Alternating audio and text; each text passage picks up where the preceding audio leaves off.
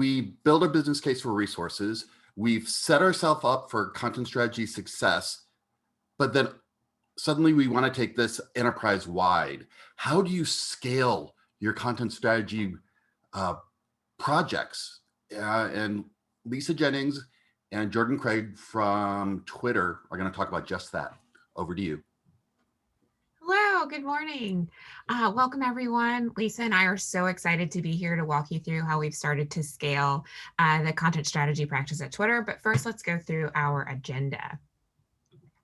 So we're going to introduce ourselves and tell you a little bit about where we are in size at Twitter, our two-pronged system for success that we use, and then we'll give you an example of what it looks like in action and how it all comes together with our results.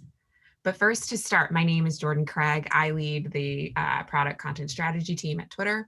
My pronouns are she, her. And if you'd like to follow me on Twitter, where I mostly talk about my children and my cats, my Twitter handle is @JordanElise. And I'm Lisa Young. I'm a staff content strategist at Twitter. My pronouns are she, her. And a fun fact is that I'm the resident plant mama at Twitter. You can tweet me questions about the health of your plants anytime, and I would love to respond. Awesome. So Lisa and I work on the product content strategy team, and essentially we create the content for Twitter's products and apps, both for consumers and advertisers. And a lot of people probably assume that we're massive in size at Twitter. And fun fact, we are not. We're a small but mighty team. But we've been able to scale by really building a content design system that allows us to work outside of just the words. And it's important to note that scaling doesn't always mean adding additional members to your team. And that's not necessarily feasible for a lot of companies at the moment. And we're really sensitive to that. As a practice, content strategy needs to prioritize, systematize, integrate, and measure content.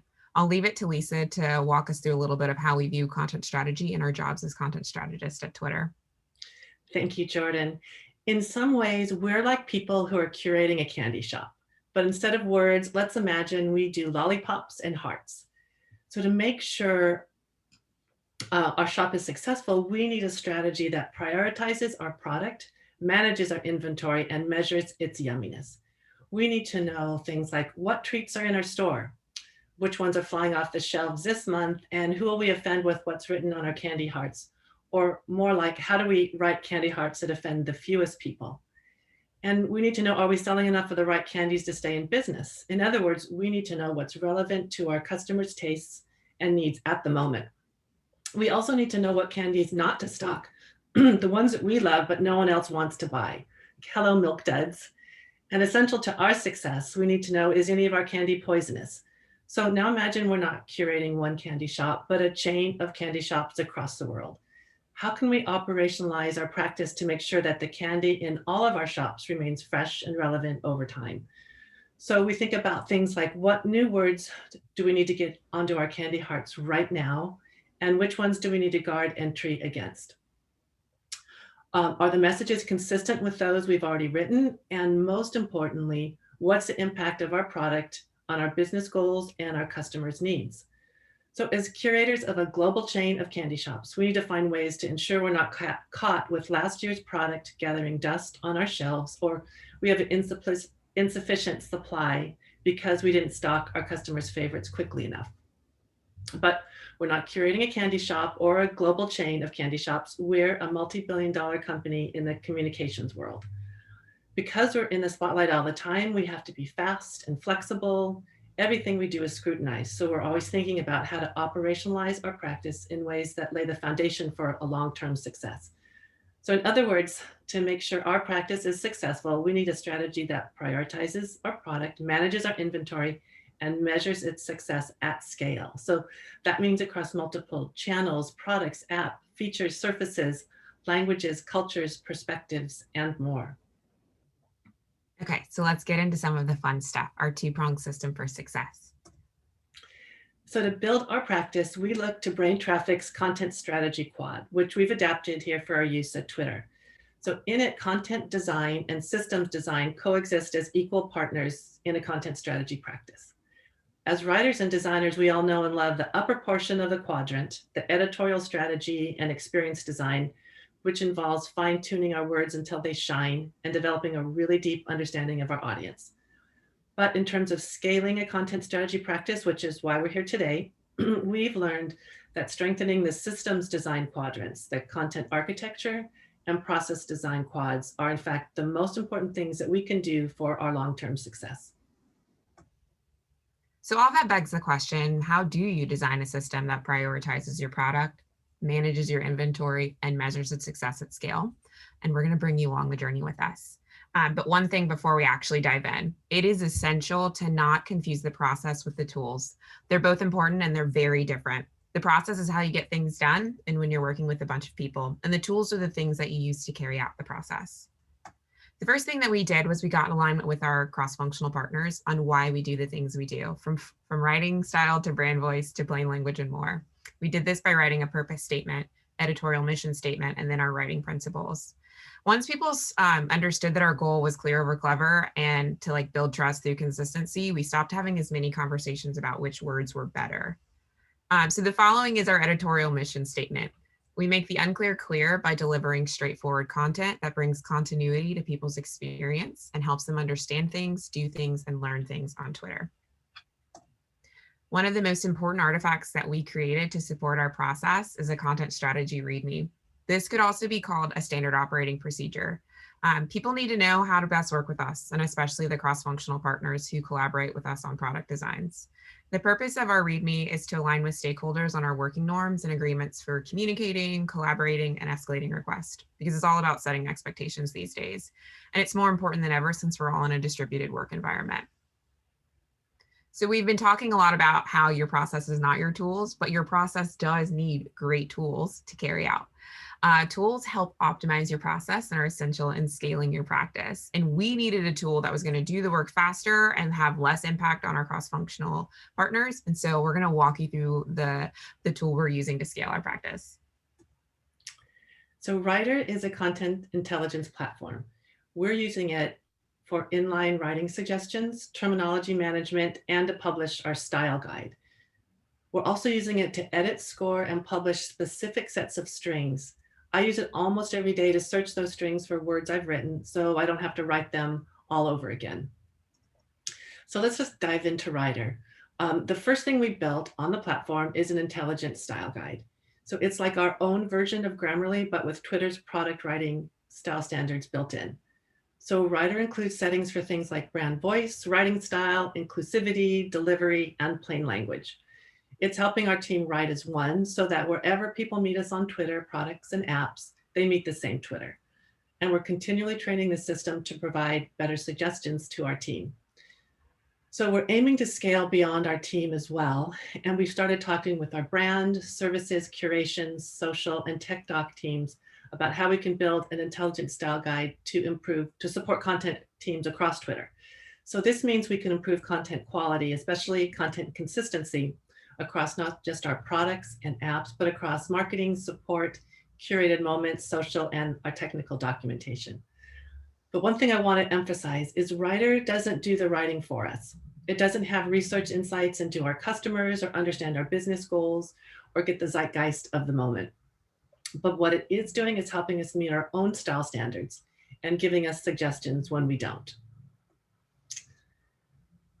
So in addition to the intelligent style guide, we're using Writer to build an intelligent term bank. So we all know that publishing inconsistent content can impair the trust of people who use our service and weaken our brand. The problem is amplified by the growing amount of content that we all publish on various surfaces. But at Twitter, writing is helping us build out a controlled vocabulary by making it easy to track words that we've approved, banned, and identified as common mistakes, and by providing feedback and suggestions on these words as we write. So this helps ensure we convey that consistent brand image and that we can do so at scale. Writer just released a tags feature that we're using to filter and sort the terms based on things that people are always asking us about, like which words are inclusive, which words are still pending review, and what's the CTA to the Help Center. But a style guide is only as good as how up to date it is and how easy it is for people to find and use. So our style guide used to be in a Google Doc, which made it hard for folks to find. That also meant we had to maintain two sources, the rules in the Writer platform for the inline writing suggestions, and then the rules we had in the Google Doc for reference. So with the latest release of Writer, we can publish the style guide directly from the platform onto our internal website. So it's easy for us to maintain, and our cross-functional partners, it's easy for them to find and use. But what really sets Writer apart for us at Twitter is its ability to separate that content layer from the app layer in a way that's integrated with our proprietary strings management center and our engineering workflow. So we're piloting this for a limited set of strings right now, and it's allowing us to put new content into production and to make updates to existing content without needing help from our engineer friends. This means we can iterate and optimize as often as we want. So for that limited set of strings, we have a single source of truth, so we can keep tabs on overall quality, version control, things like that, a way to inventory and audit, so we know what words are in the product at any given time, so we can improve the content across products and apps, and a way to score, edit, and push the strings to production. And over time, we'll be able to build an audit trail so we can find and retrieve historical work for legal and compliance purposes, and to find a more structured workflow to make onboarding new content strategists easier, especially in that distributed environment. Something I want to emphasize here, like the intelligent style guide, is strings management isn't a plug and play scenario. First, Writer doesn't automatically include your strings. It takes time to consolidate them onto a single repository. And next, an implementation like this involves people, culture, and habits. These are ways of working that can be hard to change because people are busy and our priority isn't always theirs. So back to the importance of people and process and making cross-functional friends. But I want to take 1 minute, one last thing to talk to you about scaling a practice, and that's structuring content for future reuse. When you're doing content strategy for websites, you care about structuring your content, like adding metadata, because you want customers to find it when they're searching the web. But when you're doing content strategy for products and apps, you care about that because you want to find your own content. So for that limited set of strings I mentioned earlier, we're using Writer to organize, categorize, and tag the strings for future reuse. So when you structure your content like this with metadata, it's like the power of compound interest. You put time in now and it pays off tenfold later. So this helps us scale up because we're not wasting time searching through drives and docs and Figma files and Jira tickets every time we want to find what we've already put into production. Okay, so we know we just threw a lot at you, and it might be easier to digest with an example.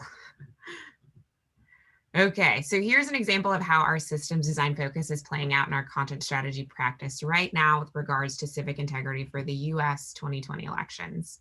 We've heard across our platform that people find it hard to know what's real and what's not. We've prioritized information integrity work within our company and defined the design system parameters. Our system design parameters are to ensure that the language we use around misleading information is consistent, straightforward, informative, transparent, and non-polarizing. Each one of these messages may be 3 to 4 words, but when millions of people are reading them, everyone, and I mean everyone, is a critic with a screenshot. So well-defined parameters save us time in the long run. So let's get into some of the examples. All right. So to scale up, we've designed a system to provide people with additional information, context, and awareness so they can make informed decisions about what they see and how they engage on Twitter, with the goal of encouraging more consideration before tweeting. So this means we don't write one-off or ad hoc messages. Everything we write is thoughtful and can be reused within a contained system. So one part of that system includes labels, in this case, candidate labels that we can repurpose on different surfaces and contexts. That's why they're part of our scale-up strategy. And this is a tweet with a disputed label applied to misleading information. It's intended to increase transparency and accountability. People can tap to find out more from reliable sources. Since this label displays on a number of surfaces, we have to think about how it will look and feel on each one. So here's the same label on a prompt that's intended to create friction or a moment to pause. This scales up our tools of enforcement and helps reduce the distribution of misleading information by offering people that extra step to help decide whether or not to engage further with a tweet labeled as misleading. So I want to call out the words disputed and reliable.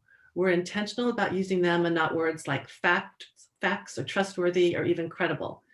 When we tested these words with an equal number of Republicans and Democrats, people said disputed and reliable were clear and unbiased. So to scale up our practice, we invested our time in creating an effective vocabulary for health and risk messaging, and we'll reuse it in communications going forward, whether it's for elections or storms or whatever's happening right now. So content success measuring, and that's some of the most important work we do as content strategists. At Twitter, we typically establish our metrics for success before we even begin writing. Here's a high-level overview of how we approached this using a prompt we released globally this month. So first, for this article prompt, which was intended to encourage people to read before they retweet, we did a small test on Android. We analyzed the results and found that people opened articles 40% more.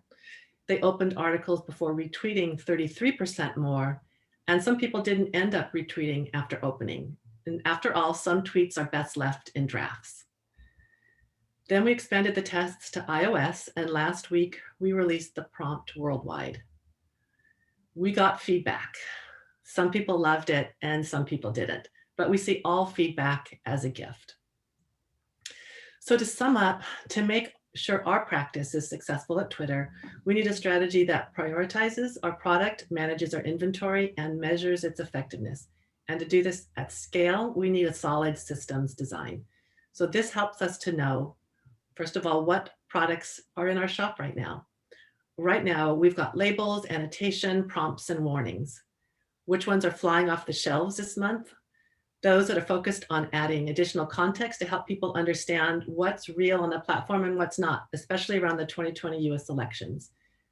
It helps us know who will we offend with what's written on our messages. Well, many people. So we're trying to write non-polarizing messages that provide people with additional info, context, and awareness so they can make their own informed decisions about what they see and how they engage on Twitter.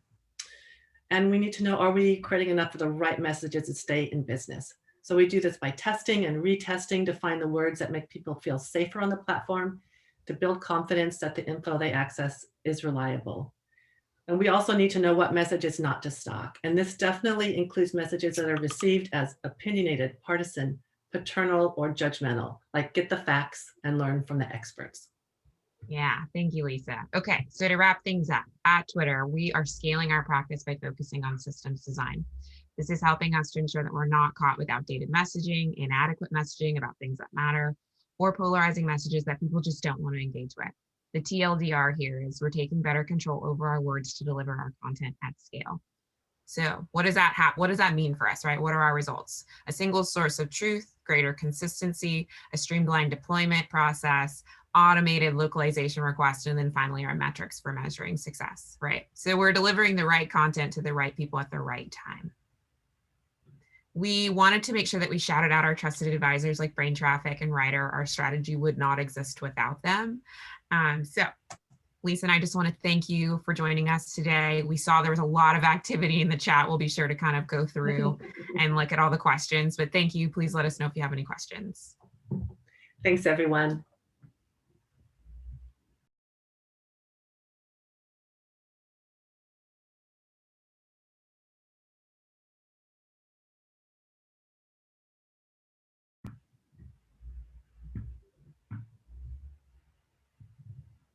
Oh, Jack, you're muted.